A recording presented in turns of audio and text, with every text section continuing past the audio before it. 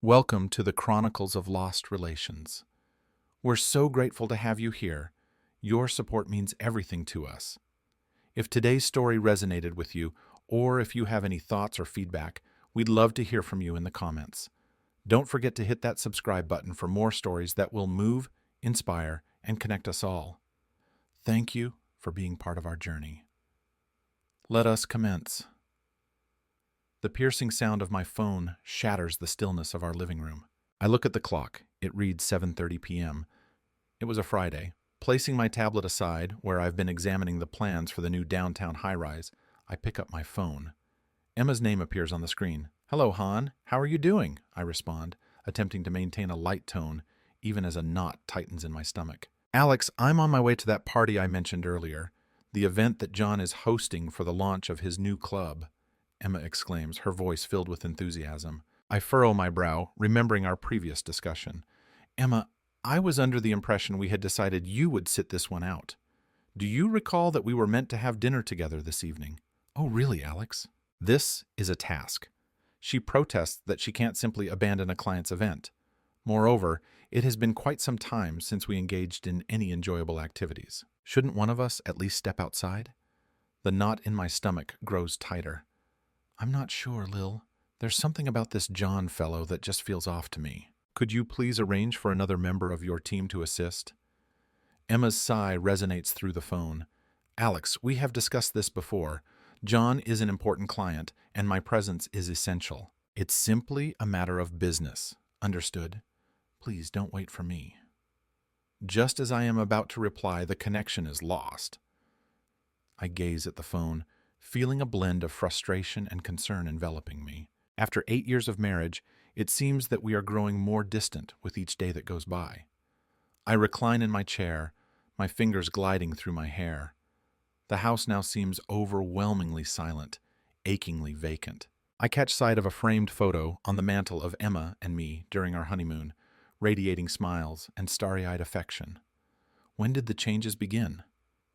I push aside the sadness and concentrate on my tasks.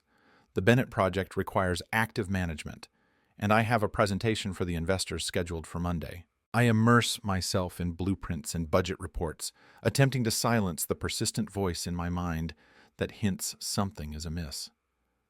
Time passes slowly. The house becomes increasingly shadowy as night descends, illuminated solely by the light of my laptop screen. I periodically check my phone, yet there are no messages from Emma.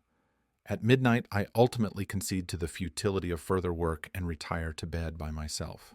Rest escapes me. I toss and turn, my thoughts filled with visions of Emma laughing with John, enjoying drinks and dancing. I reassure myself that I'm just being overly cautious, that Emma would never do such a thing. Yet the uncertainty remains, an unwelcome companion in the shadows. Just as I'm about to fall asleep, my phone suddenly buzzes loudly on the nightstand. Sleepily, I reach for it, narrowing my eyes at the glaring screen. It's a message from Emma's number, but as I read it, a chill courses through me. "Hey, your wife seems to be having a great time with this guy. She's quite the free spirit, as shown in the attached video." My hand trembles as I hit play. The image appears dim and unsteady, yet I can discern sufficient details. Emma, her head thrown back in pure bliss, straddles a man I presume to be John. His voice, thick with the haze of alcohol, mocks me through the speakers. "Joe, please refrain from sending that to my husband." Emma's voice trails behind, blending panic with a hint of drunken laughter. The phone tumbles from my unfeeling fingers, hitting the floor with a clatter. I remain motionless, watching as my world disintegrates around me. The one I cherish most, my companion, my closest confidant. How could she possibly do this? Anger simmers within me, on the verge of bursting forth. I feel compelled to drive to John's place immediately, to confront them and ensure they face the consequences. Yet a small, logical part of my mind restrains me. That is not the correct approach. To achieve genuine revenge, I must approach this with intelligence. I take a deep breath and compel myself to reflect. To begin with, let's discuss the evidence. I store the video on my phone and create a backup in the cloud. As I suppress the nausea creeping up my throat, I observe it once more, searching for any details that could prove useful later. I proceed to compose an email to David, the top divorce attorney in Denver. We have collaborated on several construction contracts, and I am aware of his prowess in the courtroom. I provide a concise overview of the situation and ask for an immediate meeting. As I complete my task, the initial light of dawn begins to filter through the curtains. I hear a car arrive outside Emma's back. Gathering my resolve, I rise and make my way downstairs. I stand in the doorway as Emma stumbles in. Her hair is disheveled, her makeup is smudged, and she carries the scent of alcohol along with an unfamiliar odor. My stomach twists as I come to the unsettling realization that it's likely John's cologne. Please refrain from entering, I declare, my tone unwavering and composed even amidst the chaos within me. Emma blinks, a look of confusion appearing on her face. Alex? What brings you up so early? Is everything all right? I choose not to respond. Instead, I raise my phone, the incriminating video frozen on the display. Emma's eyes grow large, her face losing all its color. I possess all knowledge, all. I declare, every word falling like a stone between us.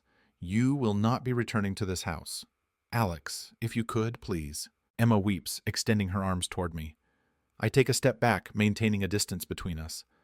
I did not intend for that to be the case. I was intoxicated. It's irrelevant. I severed ties with her. Your decision has been made. Now embrace it. Emma's face is wet with tears as she starts to cry softly. Alex, I apologize. It was an error. Allow me to clarify, yet I feel I've heard sufficient. I close the door firmly, locking it with a purposeful click, leaving her on the other side without a word. Amidst the trees, I hear her weeping, pleading for me to allow her entry. I remain in place, my forehead resting against the door, struggling with the desire to forgive her, to embrace her and act as if this never occurred. However, I am unable to do so. The trust has been broken, and no amount of sorrow or remorse can restore it. I drift through the next few hours, methodically following the steps of my morning routine. Shower, shave, and get dressed for work. As I prepare to depart, it dawns on me that I simply cannot confront the office today. For the first time in years, I called in sick and instructed my assistant to rearrange my meetings. I choose to drive to a coffee shop located across town, away from our typical spots. While enjoying my robust black coffee, I begin to make calls. First, visit a locksmith to have the locks changed on the house. Then we went to our bank, where our joint accounts were frozen. Lastly, I would like to acknowledge Carolyn Turner, a private investigator with whom I've collaborated on several cases involving suspected theft at my construction sites. Hi, Carolyn, this is Alex Manning. If you're interested, I have a job opportunity for you. It's intimate. Carolyn's voice is composed, revealing no astonishment at the nature of my request. I am all ears, Alex. What is it that you require? I inhale deeply, bracing myself. Please collect information regarding my wife, Emma. She has been disloyal. I desire to learn all there is to know. Whom she is seeing, where they gather, and the duration of their relationship. I require information on the other individual. His name is John Grant. I understand, Carolyn says, her tone becoming a bit gentler. I empathize with what you're experiencing, Alex. I will attend to it immediately. I will provide you with my initial report within 48 hours. As I end the call, a text arrives from David, confirming our meeting this afternoon. Everything is happening at a rapid pace, nearly too fast for me to fully comprehend. However, I understand that I cannot permit myself to slow down or allow emotions to obscure my judgment. Emma has made her decision, and now it is my turn to decide. The remainder of the morning unfolds in a haze of phone calls and emails. I reach out to our friends and family, providing a clear and composed explanation of the situation. Their responses vary from astonishment to indignation to incredulity. Emma's sister, calls me in tears, expressing her apologies for her sister's behavior and extending her support. I always believed you two were meant for each other, she cries. What could have prompted Emma to act in this way? I do not have a response for her. I continue to ponder the same question. As I step into Franklin's office that afternoon, a sense of emptiness washes over me, leaving me feeling hollowed out. But as soon as I sit down across from him, a new emotion takes hold.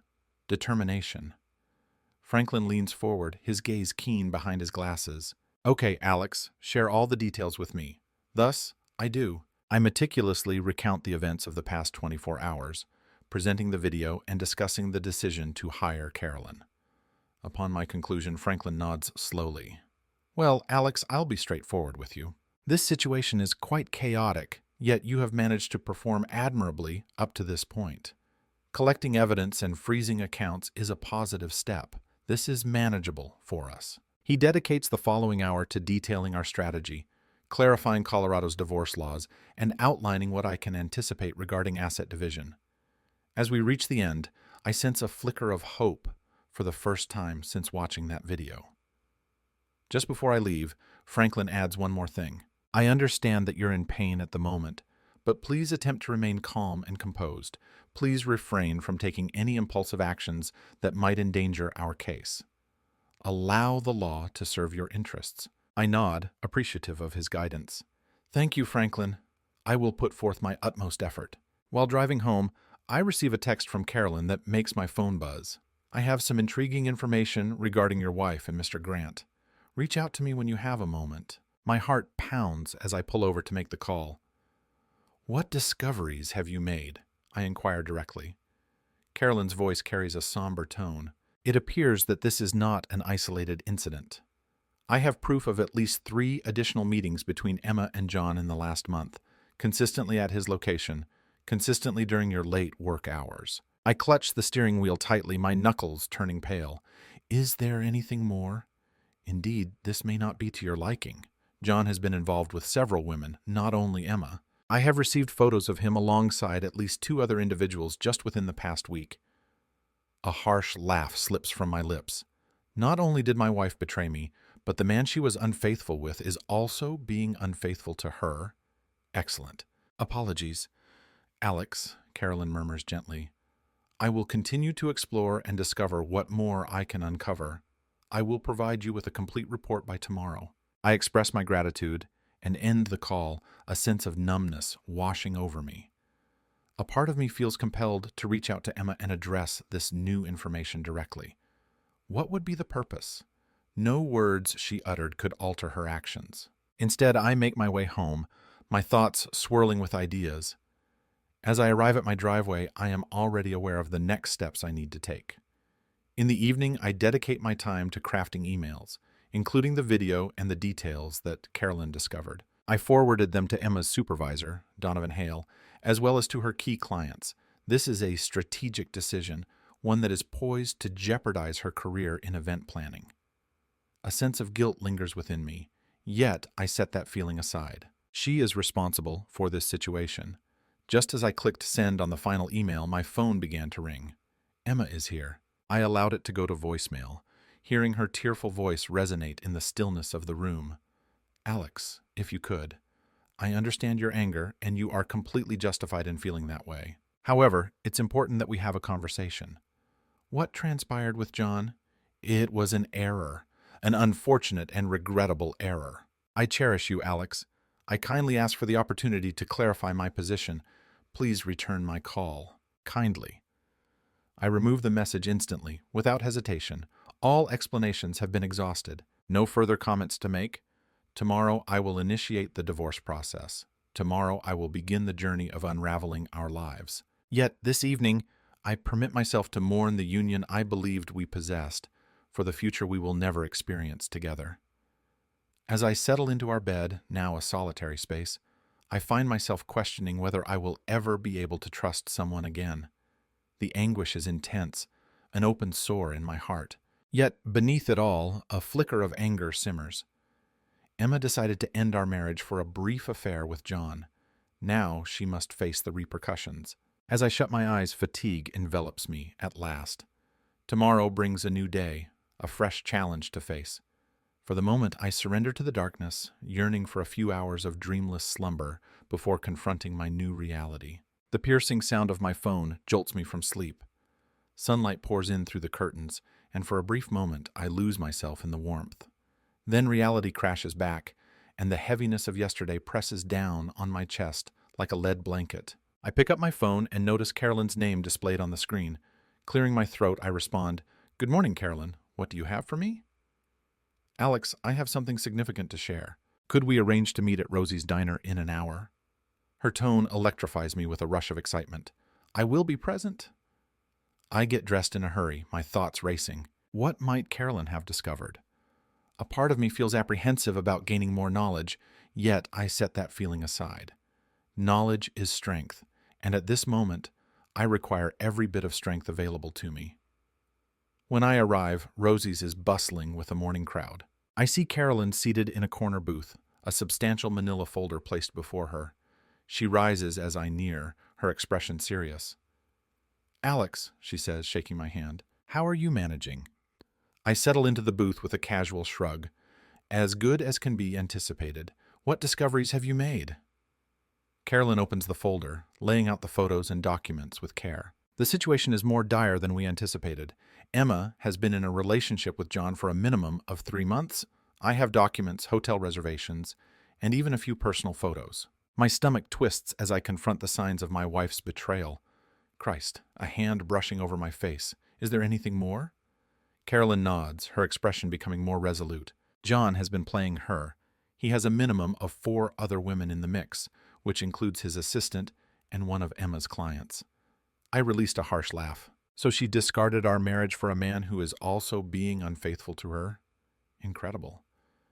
There's more, Carolyn says, lowering her voice. I conducted an investigation into John's financial situation. He doesn't have as much as he claims to have. What about his new club? It's highly leveraged. If it fails, he faces the prospect of bankruptcy. I recline, absorbing this information. He is leveraging Emma's connections in the event planning industry. Carolyn gives a nod. Precisely. There is a strong possibility that he is siphoning funds from the club to support his way of living. I have some leads, but I require additional time to verify them. Proceed, I declare, my determination strengthening, no matter the expense. I would like all the information you can provide on both of them. Upon exiting the diner, I feel my phone vibrate with a message from Franklin. I need to see you as soon as possible. Recent advancements. An hour later, I find myself in Franklin's office, still processing Carolyn's revelations. Franklin glances away from his computer, his face reflecting both satisfaction and worry. Alex, I have some news for you, both good and bad. The positive aspect is that, based on the evidence we possess, we can advocate for a beneficial divorce settlement. Emma's infidelity provides us with a solid standpoint. I nod, sensing a flicker of optimism. What about the negative news? Franklin lets out a sigh. Emma's attorney made contact. They are advocating for mediation, aiming to resolve this matter without resorting to court. They are proposing an equal division of assets. No, I assert with conviction, shaking my head. Given her actions, she is not entitled to half. I agree, Franklin says, leaning forward. This is why I believe we ought to respond with our own proposal. Considering the situation, I am confident that we can advocate for you to retain the house and the majority of your assets. We could potentially persuade her to pay alimony. I arch an eyebrow. Spousal support? Are we truly able to manage that? Franklin smiles, a cunning sparkle in his gaze. Using what we possess? Certainly. Emma's actions have not only breached your marriage vows, but may also have jeopardized her own career. It can be contended that her infidelity has led to emotional distress for you and has affected your capacity to work effectively. As Franklin outlines our strategy, I experience a blend of emotions. A part of me continues to love Emma, still desires to keep her safe. However, the greater portion, the one that has experienced pain and betrayal, seeks justice. Just do it, I finally say. Let's maximize our gains from her. The upcoming weeks unfold in a haze of legal consultations, phone conversations, and restless nights. I immerse myself in my tasks, appreciating the diversion it provides. The Bennett project is progressing, and I dedicate extensive hours at the construction site, meticulously overseeing every detail. It is on one of these late nights that I receive a call from Carolyn. Alex, I have it. Evidence indicating that John has been misappropriating funds from the club. Additionally, there is more to consider. Do you recall when I mentioned that he was involved with one of Emma's clients? It appears that the client is married to a state senator. I whistle softly. That is quite significant, Carolyn. How should we proceed with this? The decision is yours, Alex. However, in your position, I would take advantage of it. This has the potential to undermine John's entire operation. I consider her and then hang up, my thoughts in a whirlwind. Armed with this information, I could utterly dismantle John. Is that truly what I desire? Should I lower myself to their standards? While driving home, I come to my conclusion. I might not utilize all the details, but I will ensure Emma understands precisely who she discarded our marriage for. The following morning, I reach out to Emma. This is our first direct conversation since that evening. Alex, her voice is soft and uncertain. I'm pleased you reached out. Could we have a conversation? I am reaching out for that reason. I state, maintaining a neutral tone. Let's gather at the house in 1 hour. We have a few matters to address. An hour later, I find myself in the living room when the doorbell rings. I inhale deeply, bracing myself before I open the door. Emma stands there, appearing somehow diminished. Her eyes are rimmed with red, and her usually perfectly styled hair is pulled back into a messy ponytail. For a brief instant, my determination falters. Then I recall the video, the images, and I steel myself. Please, come in, I say, stepping aside. Emma steps in cautiously, surveying the familiar surroundings as though experiencing them anew. Alex, I ended the conversation with her. Before you speak, there are a few important points to consider. I guided her to the dining room table, where the evidence Carolyn collected was neatly arranged. Emma's eyes grow large as she absorbs the photos, the receipts, the bank statements. What is all of this? She whispers. This, I declare, my voice firm, is the man for whom you discarded our marriage. Are you aware that he has been involved with at least 4 other women, one of whom is your client, Mrs. Hendricks? Emma gasps, her hand instinctively covering her mouth. That simply cannot be the case. Indeed, there is even more to explore. Is this John's club? It is close to financial collapse. He has been taking advantage of you, Emma, leveraging your network, your clientele. He has also been misappropriating funds from the club. Tears flow down Emma's cheeks as she gazes at the evidence. Alex, I was unaware. I truly had no idea about any of this. Would it have made a difference if you had? I inquire, struggling to mask the bitterness in my tone. You still selected him instead of me. Throughout our marriage, Emma gazes up at me, her eyes filled with a silent request. That was an error, Alex, the greatest error of my existence. I felt adrift, confined. John made me feel thrilling, sought after. However, it was not genuine. What we once shared, what we currently possess, that is genuine. I shake my head and take a step back. Emma was present. What we possessed, there is no longer a sense of unity. Please, she begs, reaching for me. This can be resolved. We can attend counseling and navigate through this together. I adore you, Alex. I have always loved you. For a brief instant, I feel a pull of temptation. The comforting aroma of her fragrance, the gentle warmth in her gaze. Yet, I find myself recalling the video, John's taunting voice, Emma's tipsy laughter. No, I assert decisively. This cannot be resolved. You have shattered us, Emma. Now you must face the repercussions of your actions. I pass her a folder. Here are the divorce papers. My attorney will reach out to your legal representative to discuss the settlement. Emma grasps the folder with trembling hands. Resolution? Could you clarify what you mean? Text. I assert, my tone icy, that I will retain the house and the majority of our assets. Considering your indiscretions and the possible impact on your career, we will also be seeking alimony. Emma's complexion drains of color. Spousal support. However, Alex, that seems unjust. I acknowledge my error, but is it just? I interject, my frustration reaching its peak. Was it just when you were with John? Was it just when you allowed him to record you, ridiculing me? Was any of this just, Emma? She recoils at my words, new tears cascading down her cheeks. Apologies escape her lips in a soft whisper. I sincerely apologize. I inhale deeply, gathering my emotions under control. Your apology doesn't alter the situation. Please sign the papers, Emma. It has come to an end. As Emma departs, holding the divorce papers tightly against her chest, a swirl of emotions washes over me. Relief, anger, sadness, and beneath it all, a persistent love that I understand will take time to diminish. However, I am confident that I have made the correct decision. There is no turning back at this point. The upcoming weeks will be filled with a flurry of legal activities.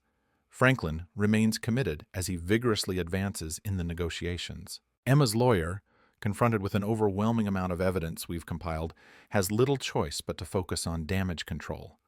Ultimately, we receive all that we requested. I retain the house, the majority of our assets, and Emma consents to provide alimony. It's a devastating loss for her, yet I find it difficult to feel remorse. She made her decisions, and now she must face the consequences. As I sign the final divorce papers, Franklin gives me a reassuring clap on the shoulder. "Well done, Alex. It is complete." I nod, experiencing a peculiar sense of emptiness. "Thank you, Franklin, for all things." That night, I find myself alone in the house that was once ours, but is now solely mine. The quiet is overwhelming. I fill a glass with whiskey, raising it in a toast to... What is it? Is this the conclusion of my marriage? A fresh beginning unfolds. A text message causes my phone to buzz. Although the number is unfamiliar, I can identify the area code as belonging to John. "Hey, I heard about the divorce. It's a difficult situation, but on the bright side, Emma has her freedom now, doesn't she? Perhaps we could all enjoy a drink together at some point." There are no hard feelings. I gaze at the message, unable to believe it. Is he for real? After all he's done, he believes we can simply go out for a drink? Just as I prepare to reply, another message arrives. This time it's an invitation to a gathering. John's new club is set to have its grand opening next week. I chuckle wryly, shaking my head at the boldness. Suddenly, a thought occurs to me. Perhaps it's time to demonstrate to John precisely who he has been dealing with. I send a prompt response. "Absolutely. I would be delighted to attend the opening. Looking forward to seeing you there." As I place my phone down, a smile blooms on my face. The conclusion has not arrived just yet. Far from it. John believes he has triumphed, that he has evaded all consequences. But he has no idea what's coming. I reach for my phone once more, entering Carolyn's number. "Hi, Carolyn, this is Alex. Do you recall the details you received regarding John's embezzlement? It seems that the moment has come for us to utilize it." While I share my plan with Carolyn, a wave of enthusiasm washes over me. After several weeks, I finally find myself anticipating something with excitement. John had a desire to engage in gaming activities. All right, let's begin the game. The game has only just started, and I plan to come out on top. The evening of John's club opening has come, and I find myself in front of my bedroom mirror, meticulously adjusting my tie. The reflection looking back at me appears more hardened, aged in some way. The last few months have transformed me in ways that I am just starting to comprehend. My phone vibrates with a message from Carolyn. "All is prepared. Are you certain about this?" I inhale deeply and respond, "Absolutely. Let's bring this to a close." The journey to John's club has an almost dreamlike quality. Neon lights streak by as I weave through the bustling streets of downtown Denver. A queue of individuals winds around the block as I arrive at the valet stand. Music thumps from within, the bass resonating so intensely that I can feel it in my chest. As I pass my keys to the valet, a recognizable voice rings out, "Alex? Is it Alex Manning?" I glance over to spot Melissa Jensen, an educator I encountered at a charity event the previous month. She looks breathtaking in a sleek black dress, with her blonde hair flowing gracefully over her shoulders. "Melissa," I express my genuine surprise. "I was surprised to find you here." Her laughter rings out, a sound that is both light and carefree. My roommate insisted I join them, claiming I needed to experience life more fully. "How about you? This isn't what I would have expected from you." I put on a smile, merely observing the competition. "The construction industry, as you might be aware," she says, linking her arm through mine. "Since we are both present, how about we enter together?" For a brief instant, I pause. This was not what was intended, yet Melissa's inviting smile and the idea of not confronting this by myself prevail. I express my desire as I guide her toward the entrance. The interior of the club is an overwhelming experience for the senses. Strobe lights flicker, music thunders, and the scent of alcohol and sweat permeates the atmosphere. I head to the bar and place an order for drinks for both of us. Melissa shouts over the music, asking how you have been. "I have come across information regarding..." I take a long sip of my whiskey. "It has been challenging," I acknowledge, "but I am managing to persevere." Taking it one day at a time. Isn't that so? Melissa gently grips my arm with understanding. You possess great strength, Alex. This experience will lead to your growth and improvement. Before I can reply, I notice him. John, commanding attention in an exclusive area, encircled by stunning women and eager admirers. My grip on the glass grows firmer. Alex! Melissa's voice jolts me back to reality. Are you all right? I nod, managing a smile. Indeed, just. I thought I recognized someone. I need to attend to something right now. Are you going to be okay for a few minutes? She nods, her expression filled with concern. Certainly, I will be right here. I navigate through the throng, my gaze fixed on John.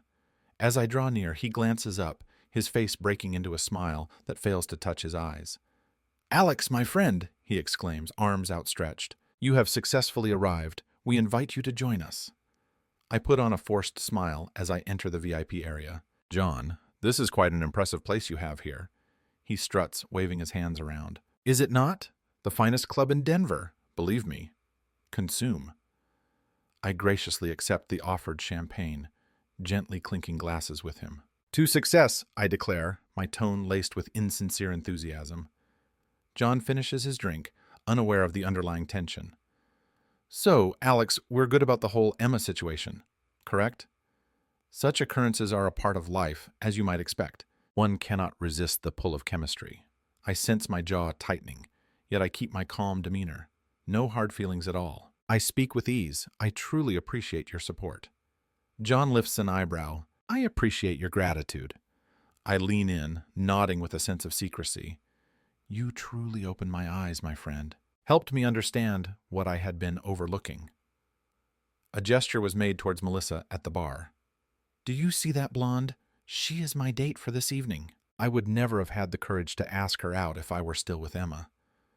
John's eyes widen, a brief flicker of jealousy passing over his features. Indeed, indeed. I wasn't aware you possessed such talent, Alex. That's great to hear, my friend.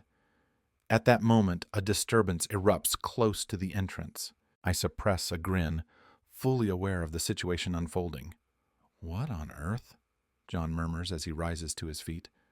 I placed a hand on his shoulder, holding him steady. You may want to consider staying here, John. Things are on the verge of becoming intriguing.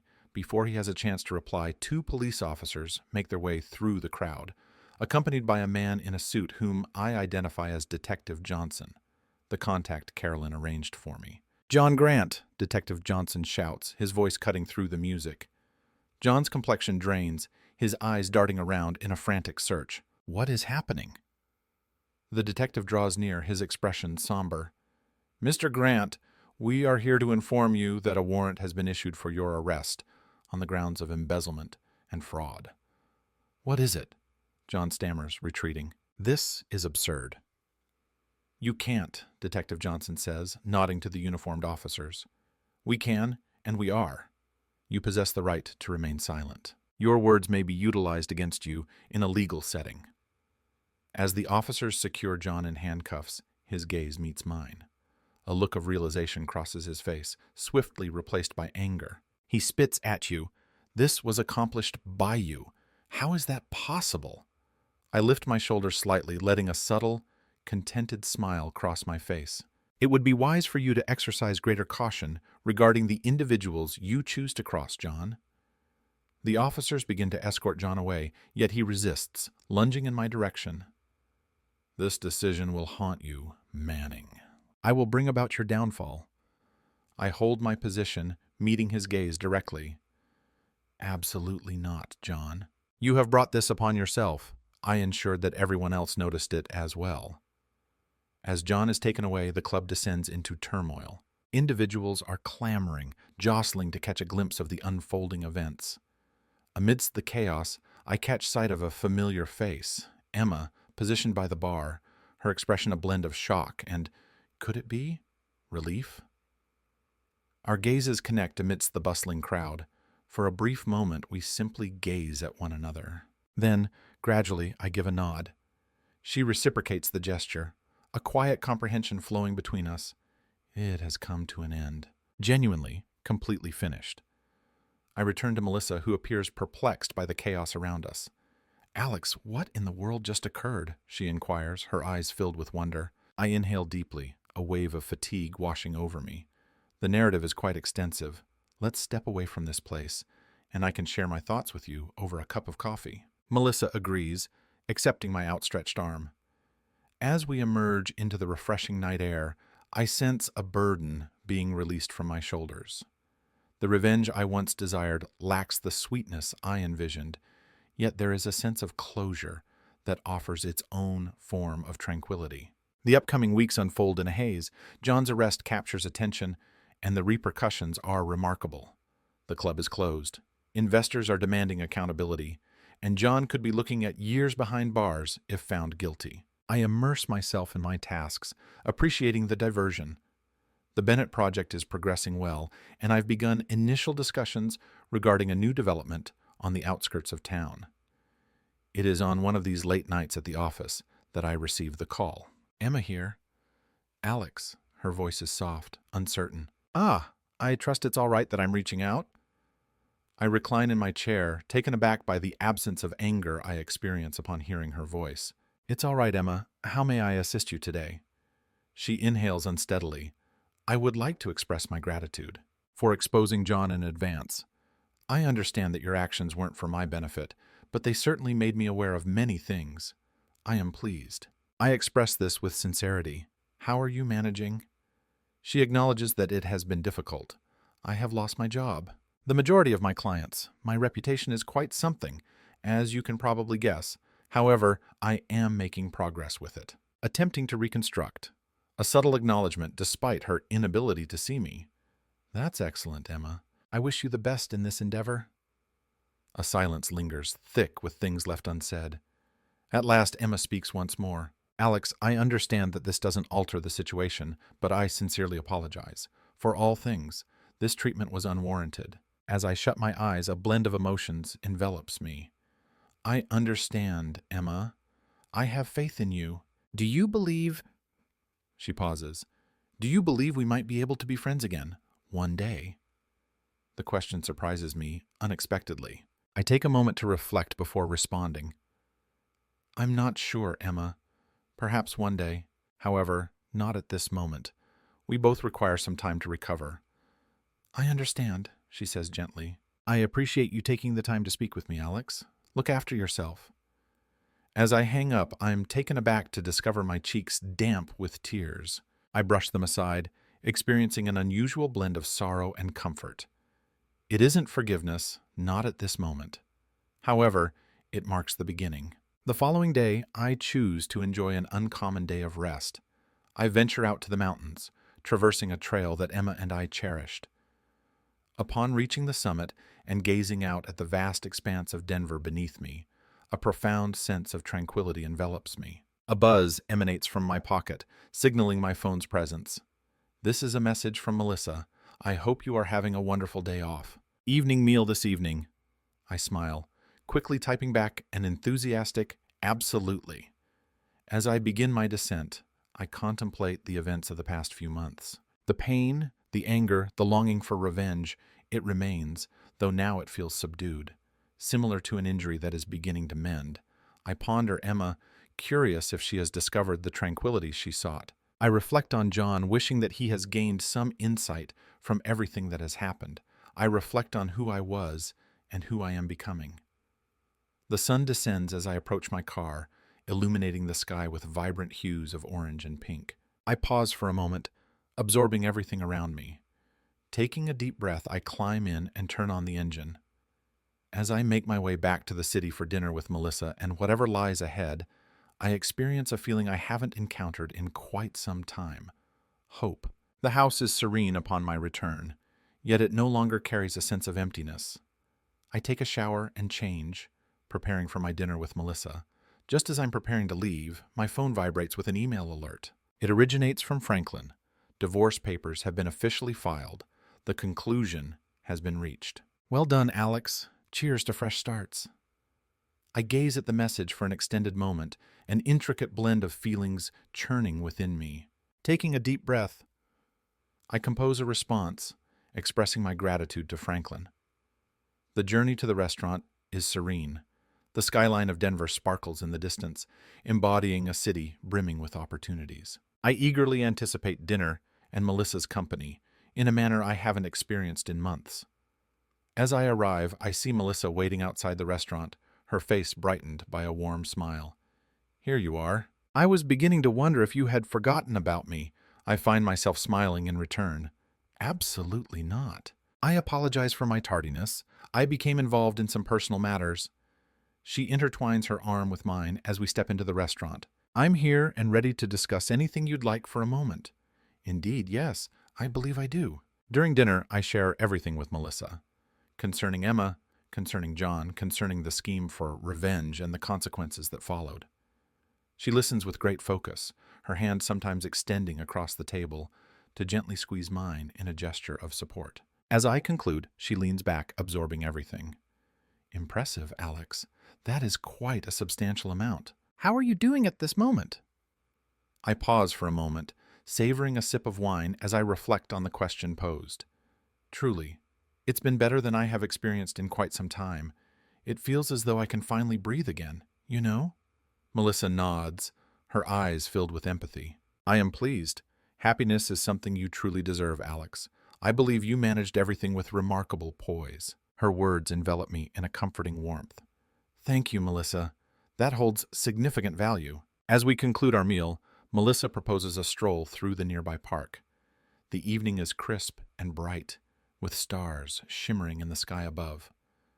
We walk in a serene quietude for a time, our hands lightly touching from time to time. At last, Melissa begins to speak. "What lies ahead for Alex Manning?" I let out a soft laugh. "That's an excellent question. Things are progressing smoothly at work. The Bennett project is nearing completion, and I have some thrilling new developments on the horizon." "That's wonderful," Melissa remarks. "However, I was referring to my personal perspective. What is it that you seek, Alex?" I halt my steps and turn to confront her. Her eyes glimmer in the moonlight, radiating warmth and potential. In that moment, clarity washes over me, and I realize precisely what I desire. "This," I whisper gently, leaning in to kiss her. The kiss begins softly, hesitant at first, but soon deepens as Melissa reciprocates. As we finally separate, we find ourselves both slightly breathless. "Wow," Melissa murmurs, a smile dancing on her lips. I smile, feeling more buoyant than I have in months. "Indeed, impressive." As we proceed with our stroll, hand in hand this time, a wave of contentment envelops me. The future unfolds ahead, brimming with promise and potential. At my house, Melissa and I are seated on the porch, engaged in conversation late into the night. We exchange narratives, aspirations, and anxieties.